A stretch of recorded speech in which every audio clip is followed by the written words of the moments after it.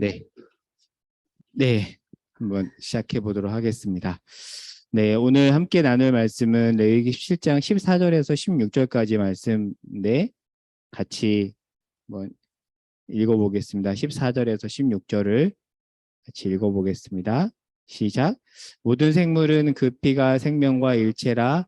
그러므로 내가 이스라엘 자손에게 이르기를 너희는 어떤 육체의 피든지 먹지 말라 하였나니 모든 생명 그가 피를 먹는 모든 자는 끊어지리라. 또 스스로 죽은 것이나 들짐승에게 찢겨 죽은 것을 먹은 모든 자는 본토인이거나 거류민이거나 그의 옷을 빨고 물로 몸을 씻을 것이며 저녁까지 부정하고 그 후에는 정하려니와 그가 빨지 아니하거나 그의 몸을 물로 씻지 아니하면 그가 죄를 담당하니. 네, 지난주 간단하게 복습을 하면 피 이꼬르 생명 등식이 성립되기 때문에 성경은 피를 먹지 말라는 말씀을 한다는 거죠. 그래서 지난주에 우리가 이 말씀을 문자적으로 해석해서 선짓국이나 순대를 먹으면 안 되나 안 돼. 오늘날에는 그렇지 않다라고 했죠. 중요한 것은 문자 그대로 적용하는 것이 아니라 여기 담긴 의미다라는 얘기를 했습니다. 그래서 구약에서 피를 먹지 말라는 것은 생명을 소중히 여기라는 그런 말씀이라는 거. 그래서 지난주에도 봤지만 교회는 전통적으로 사형제도를 찬성을 했거든요. 근데 사형제도를 찬성한 것은 죽이라는 게 아니라 죽이지 말라는 거죠. 죽이지 마. 근데 죽이면 너 죽어. 그러니까 강조점은 생명을 보호하라는 것이었다라는 거. 그리고 사형제도는 공적 판단입니다. 그러니까 사적 복수는 하나님께서 철저하게 금지한다라는 거. 또 지난주에 이 부분 또 살펴봤고요. 그리고 이제 지난주에도 피해 보복자 제도에 대해서 살펴봤는데 피해 보복자는 누군가가 죽으면 그 죽은 자의 친척이 대신 복수하는 이 당시에 굉장히 흔한 이스라엘에만 있었던 것이 아니라 그리스 로마 시대에도 내내 있었던 일종의 관습법이었습니다. 그래서 그리스 로마 신화에서도 그 우라노스에게서 태어난 복수의 여신 에리니에스라고 있죠. 그래서 만약에 복수하지 않으면 대신 복수하고 처벌하는 이 복수의 여신을 통해서 봤을 때도 이게 이 당시 흔한 관습법이었다라는 것을 볼 수 있는데, 자, 그러면 여기서도 우리가 확인해 볼 수 있는 게 보복하라는 건가 아니라는 거죠. 핵심은 죽이지 말라입니다. 피해 보복자 제도도 죽이지 말라는 데 강조점이 있다라는 걸 했고요. 자, 근데 요거 하나 좀 더 살펴볼게요. 근데 그 구약에 가면 도피성 제도가 있는데 만약에 누군가가 부지 중에 살해하는 경우가 있잖아요. 지금 우리가 사무엘하 묵상하는데 그 사무엘하에 보면 최근 묵상 내용 기억하세요? 아브넬이 아사의 잠깐 이름이 지금 헷갈리는데 여기다가 적어놨는데 요압이 자기 동생 아사엘을 정당방위로 죽인 아브넬을 복수하는 내용이 나오잖아요. 근데 다윗이 있는 장소가 헤브론인데요. 헤브론은 도피성입니다. 그러니까 도피성에 지금 도피하고 있는데 나중에 사적인 감정으로 복수를 해서 결국에는 나중에 그 구약 말씀에 보면 다윗이 솔로몬에게 유언을 해요. 요압을 심판하라고 합니다. 그러니까 성경에서는 사적 복수를 금지합니다.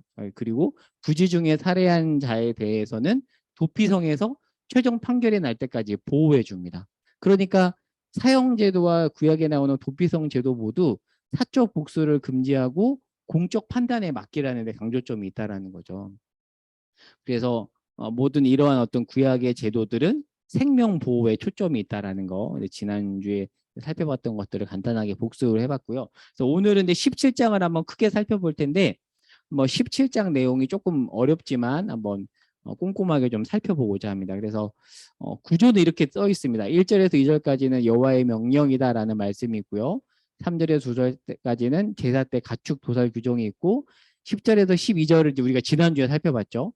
피의 의미가 나와 있고 마지막 부분에는 사냥한 짐승과 자연사한 짐승 처리 문제를 언급을 합니다. 자, 그러면 하나하나 좀 간단하게 보면 자 1절과 2절에 보면 성경책 갖고 계신 분들은 한번 성경책 보셔도 될 것 같고요.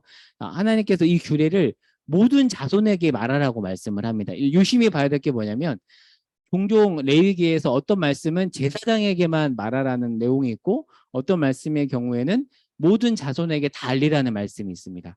그런데 17장은 제사장에게만 말씀하신 내용이 아니라 모든 자손에게 다 말씀하신 내용이라는 거죠. 그만큼 다 알아야 되는 중요한 내용이라는 의미가 1절과 2절에 담겨 있고요. 자, 그리고 3절에서 9절에 보면 이게 그냥 성경을 읽으면 확 이해되지 않은 조금 어려운 내용입니다. 그냥 이렇구나라고만 정도만 그냥 간략하게 이해하고 넘어가면 될 것 같은데요. 어떤 내용이냐면 만약에 소나 양이나 염소를 잡을 때 어떻게 되냐면 그냥 삶의 자리에서 잡으면 안 되고 반드시 회막문으로 가져와서 잡으라고 해요. 근데 만약에 그 규정을 어기고 회막문이 아닌 곳에서 가축을 도살하면 피 흘린 자로 간주한다라고 해요. 피 흘린 자로 간주한다는 거 뭐죠? 피 흘리면 죽인다고 했잖아요. 그러니까 동물의 피를 규정을 어기고 동물의 피를 흘리면 너 죽어라는 굉장히 센 말씀입니다. 근데 왜 이렇게 말씀을 하시는가? 7절에 보면 순염소 우상 숭배를 금지하기 위함이라는 것을 7절을 통해서 확인해 볼 수 있습니다. 그러니까 아마도 애굽에서는 들판에서 순염소를 숭배하는 문화가 있었거든요. 그래서 아마 이스라엘 백성들이 그런 유혹에 처했던 것 같아요. 그래서 그것을 염두에 두고 그러지 말라라고 한 말씀인 것 같고요. 자, 그리고 다음에 넘어갈게요. 자, 그리고 5절에서는 또 화목제를 언급을 하는데 화목제는 이제 5대 제사 중에서도 유일하게 평민들이 같이 먹을 수 있는 그런 제사입니다. 자, 근데 한번 잘 생각을 해볼게요. 5대 제사 중에서 유일하게 제사장 외에 사람들이 고기를 먹을 수 있는 제사가 화목제잖아요. 자, 근데 이 당시 사람들은 고기를 많이 못 먹었을 텐데 먹는 것에 집중해서 먹는 것에 집중하다 보면 조심하지 않게 될 수 있잖아요. 그때 피를 제거하지 않거나 피째 먹을 수 있는 이런 일이 벌어지니까 그것 때문에 자칫 규정을 어길까 봐 하나님께서 이제 5절에서 이 말씀을 하는 거고요. 그러니까 쉽게 얘기하면 피를 조심하라고 또 강조하는 내용이라는 거. 그래서 제가 이 괄호 안에 있는 글을 읽어볼게요. 피에 관해서는 또 조심하고 또 조심하라는 내용입니다. 이게 복잡한 내용이지만 정말 너네 피 흘리면 안 돼. 이 말씀을 지금 반복해서 하고 있는 것인데 왜 이렇게 이 부분에 대해서 강조하는가? 결국에는 초점은 요거라는 거죠. 생명보호교육, 즉 제사 드릴 때도 하나님이 생명을 소중히 여기는 분이라는 것을 잊지 말라는 차원에서 이 말씀을 하고 있다라는 거. 네, 좀 내용이 좀 복잡하고 어렵죠. 확 와닿지 않죠. 자, 그러면 질문입니다. 자, 그렇다면 평상시 제사용이 아니라 식용을 위해서 가축을 잡을 때도 이 말씀에 따라서 가축을 회막문에서 잡아야 될까요? 그렇지 않습니다. 유심히 보면 신명기에 보면 각성에서 원하는 대로 가축을 잡을 수 있다고 해서 일반적인 가축 도살을 허용을 합니다. 그런데 오늘 본문 레위기 17장에서 나온 말하는 가축 도살 금지 규정은 일반적인 도살 금지 규정이 아니라 정해진 장소가 아닌 다른 곳에서 우상에게 제물을 바치지 말라는 규정으로 봐야 된다는 거죠. 내용이 복잡하죠 지금. 네, 제가 이렇게 적어놨어요. 복잡하죠. 대략 그렇구나 그냥 이해하시면 됩니다. 그러니까 한마디로 얘기하면 생명 소중하게 여기라는 그 이제 중심 사상이 여기 안에 담겨져 있습니다. 네, 저도 정리하면서 이걸 어떻게 쉽게 설명해야 되나 되게 고민했었는데. 네. 자, 근데 이제 한번 창세기로 거슬러 올라가 볼게요. 지난주 살펴본 대로 태초에는 채식만 허용했습니다. 왜냐하면 에덴 동산에서는 사람하고 동물이 조화로운 관계를 맺었기 때문에 태초에는 창세기 1, 2, 3장을 봐도 고기를 먹으라는 규정이 없어요. 그래서 이제 창세기를 문자적으로 해석하는 안식교에서는 채식을 굉장히 강조하고 유명한 이제 뭐 비건이나 채식주의자들은 다 안식교도라는 거 지난주에 말씀을 드렸죠. 근데 창세기 9장에 가면 노아 홍수 이후에 처음으로 이제 육식이 허용이 됩니다. 근데 9장에 보면 육식을 하나님이 허용하고 나서 어떤 단서를 다냐면 핏째는 먹지 말라고 합니다. 그러니까 너네 고기 먹어도 돼. 다만 핏째 먹지 마라는 한계를 주심으로써 적당한 식용 이외에 지나친 남획과 함부로 동물을 대하는 것을 금지시킵니다. 그러니까 식용을 그러니까 고기를 먹도록 함으로써 어떤 일이 벌어질 수 있을까요? 동물을 함부로 죽일 수 있잖아요. 그러면 피가 낭자하고 그런 부분에서 인간이 얼마든지 그럴 수 있으니까 한계를 줌으로써 하나님은 육식을 허용하시지만 계속해서 생명 보호 교육을 하고 있다라는 거. 이 내용과 또 연결이 됩니다. 묵자바죠. 10절하고 12절은 지난주 살펴본 내용이고요. 자, 이제 뒷부분입니다. 뒷부분에 또 이런 내용이 나와요. 아, 이런 말씀이 성경에 있나 싶을 정도 생각이 되는 그런 말씀인데, 자, 사냥한 짐승하고 자연사한 짐승이 있잖아요. 예를 들면 뭐 예를 들어서 호랑이가 뭐 사슴 같은 거를 이렇게 찢어 죽여서 그렇게 죽은 경우도 있고, 아니면 자연사한 짐승 같은 경우, 아니면 사람이 뭐 이렇게 도구를 가지고 짐승을 죽여서 사냥했을 경우, 그런 경우에는 어떻게 해야 되는가에 대한 또 규정인데 한번 볼게요. 자, 이스라엘 백성은 가축뿐만 아니라 사냥해서 고기를 먹을 수도 있습니다. 근데 그런 피가 나오죠. 그럼 어떻게 해야 될까? 레위기에서 뭐라고 말하냐면, 그럴 때는 고기 먹기 전에 반드시 동물을 이렇게 거꾸로 뒤집어서 피를 땅바닥에 쏟고 그 피를 흙으로 덮으라고 합니다. 이 말씀을 또 레위기에서 해요. 왜냐하면 생명은 소중하기 때문에. 그러니까 식용을 위해서 먹되 그 생명을 함부로 대하지 말라는 말씀을 하나님이 강조해서 하고 있다는 거죠. 그러면 사실 이런 말씀을 통해서 우리가 적용점을 이렇게 생각해 볼 수 있어요. 우리는 동물의 생명을 어떻게 바라보는가? 사실 요즘에 뉴스에서 보면 뭐 길고양이 학대하거나 이런 것들 나오잖아요. 사실 이런 것도 좀 연결된다라고 볼 수가 있습니다. 자, 그리고 좀 더 가보도록 하겠습니다. 근데 이러한 어떤 동물의 생명을 존중하는 하나님의 말씀은 신명기에도 나오는데, 자, 신명기에 보면 이런 말씀이 있어요. 읽다 보면 와, 성경에 이런 내용이 있나 싶을 정도의 그런 내용인데, 가축이 만약에 길을 잃거든 반드시 주인에게 돌려주고, 주인을 모르면 기다렸다가 돌려주고, 가축이 길에 넘어지면 못 본 채 하지 말라는 그런 말씀이 있습니다, 성경에.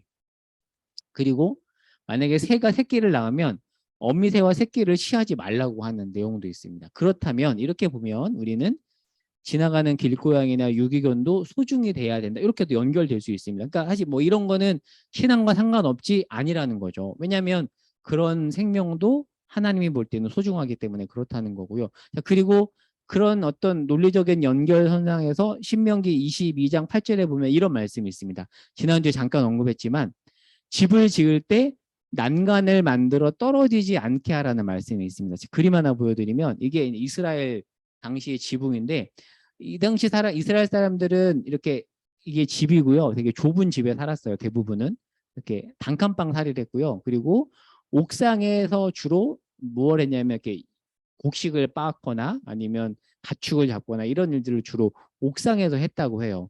근데 옥상이 되게 낮다 보니까 옥상에서 일을 하다가 남자나 여자가 이렇게 떨어져 죽는 일들이 비일비재했다고 합니다. 그런 어떤 시대 상황을 염두에 두고 신명기 말씀에서 뭐라고 말하냐면, 집을 지을 때 반드시 난간을 만들으라라는 말씀을 하고 있습니다. 이제 설명해놨죠.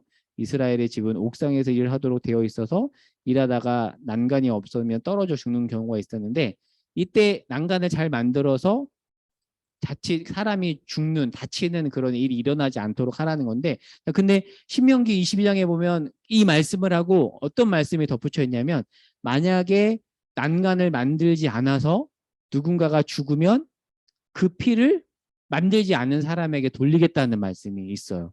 신명기 22장에 보면. 저는 이것도 예전에 묵상하다가 와, 하나님이 이런 것까지 디테일하게 말씀하시는가 싶었거든요. 이렇게 말씀하신다라는 거고요. 자, 이어서 자연사한 경우를 좀 볼게요. 자, 아이고, 네. 자연사한 경우 또는 들짐승에 의해 쫓겨 죽는 경우는 먹으라고 하는데요. 자, 근데 이때 피가 완전히 빠져나가지 않았잖아요. 근데 않았는데 먹는 경우에는 부득이 먹을 수 있잖아요. 그러면 어떻게 되냐면 레위기 말씀에 후속 조치로 옷을 빨고 몸을 물로 씻으라고 해요.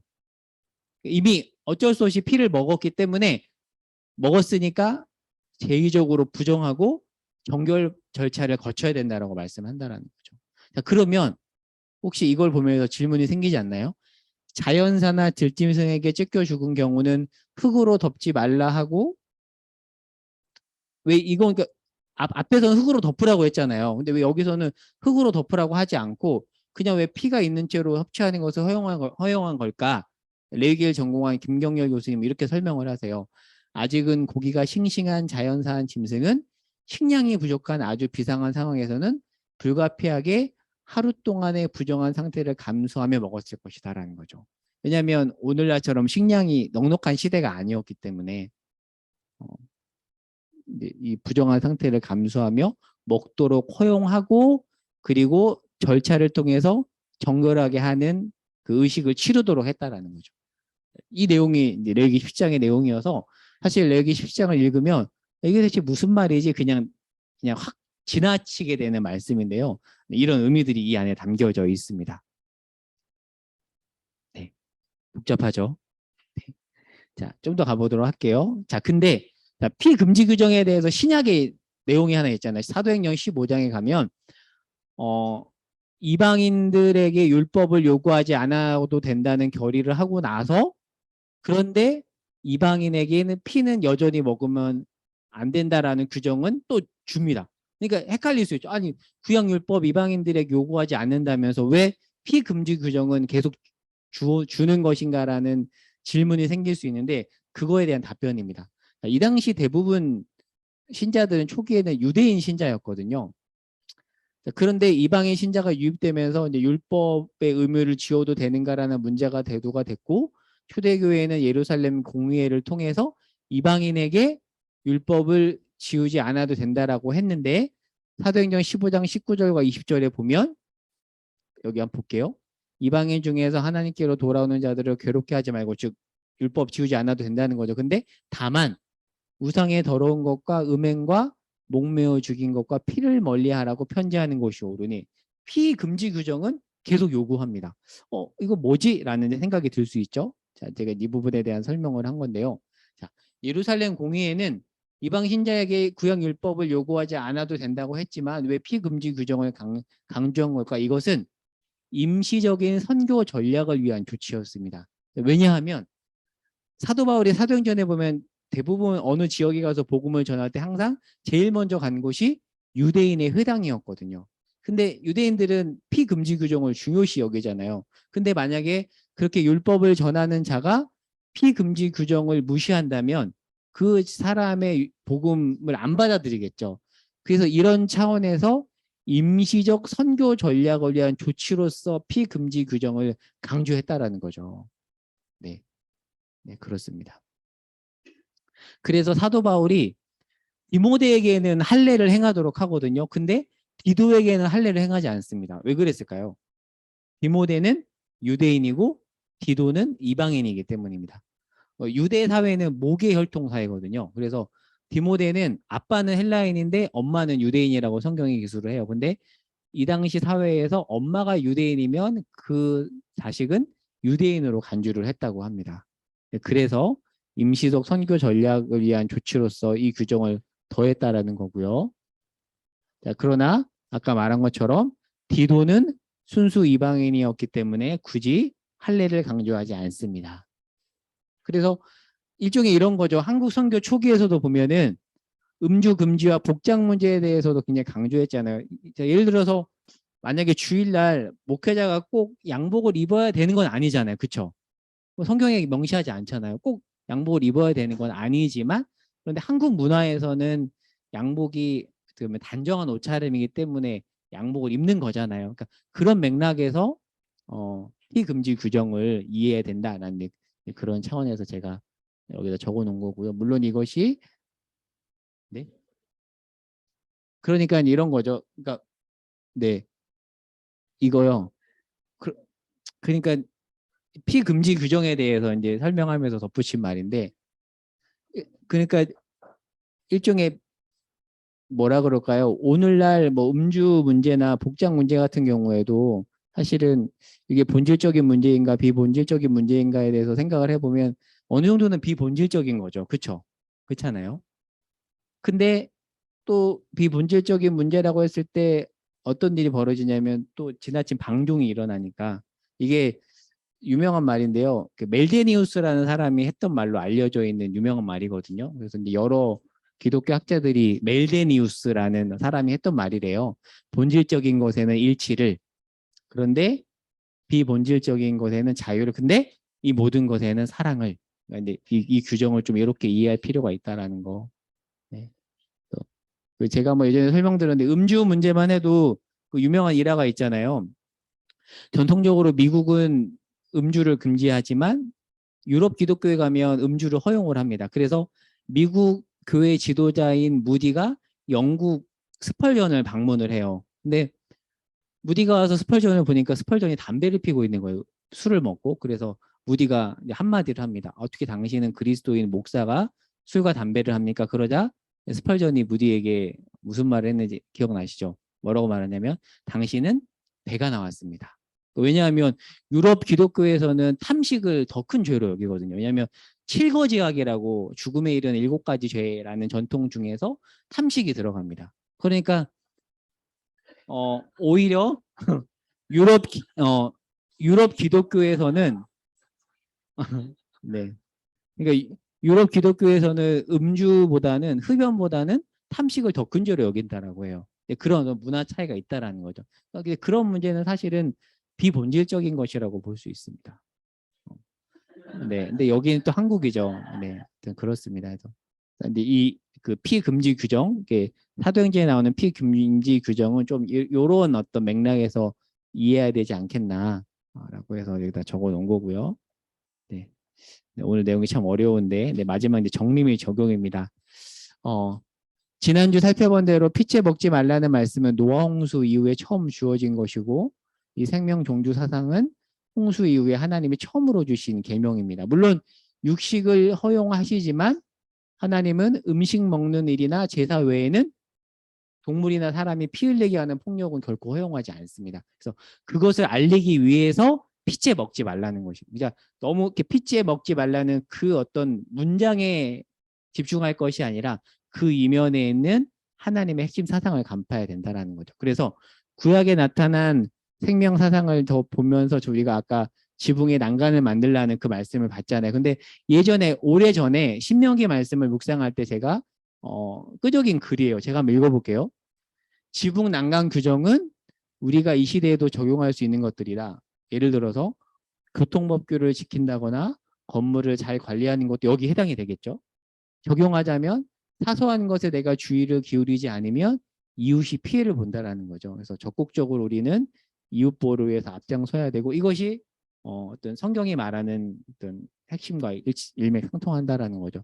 그래서 얼마 전에 우리가 강남역에서 홍수 났었잖아요. 지난주 현진 형제님 얘기 들어보니까 강남역에서 그때 침수돼서 차 버리고 왔었대요. 그래서 주현진 형제님이 지난주 그때 그 차를 버리고 그래서 폐차했다고 하더라고요. 네, 그래서 지난주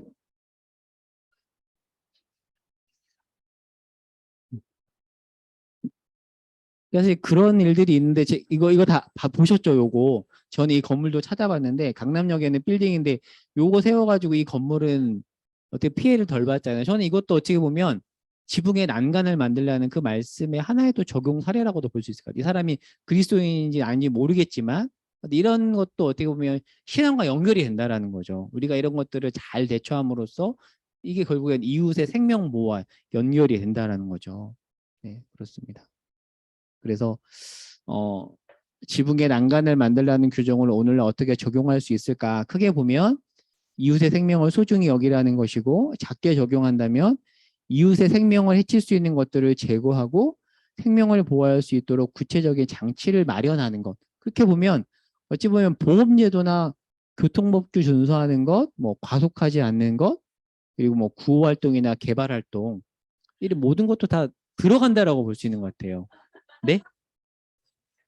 과속. 네. 네. 그래서 물론 요즘 과속 많이 하지, 과속하는 사람 많이 있지만 또 네. 네.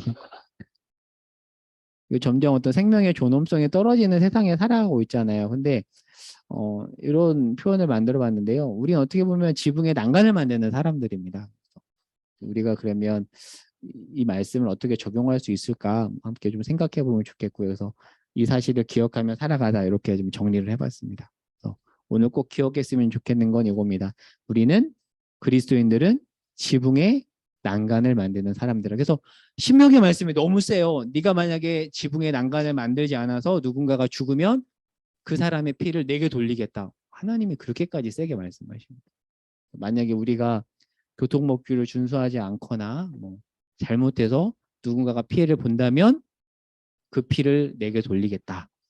너 그러면 죽여. 그러니까 잘 읽어야 될 게 너 그러면 죽일 거야 이런 게 아니라 그만큼은 너 잊지 마. 정말 조심해야 돼. 왜? 내가 만든 형상이니까. 하나님이 그렇게 말씀하신다라는 거죠. 성경에 이런 말씀도 있다라는 거. 네. 오늘 나눔 질문 두 가지인데요. 오늘 말씀을 통해서 깨닫게 된 점, 새롭게 알게 된 점이 있다면 나누어 보시고요. 그리고 두 번째인데 지붕에 난간을 설치하라는 하나님의 말씀은 오늘날에도 여전히 유효한 말씀이잖아요. 그래서 이 말씀을 우리가 좀 우리 현실에서 어떻게 담아낼 수 있을까? 요 이야기를 좀 나눠보면 좋을 것 같습니다. 그래서 네, 여기까지 하고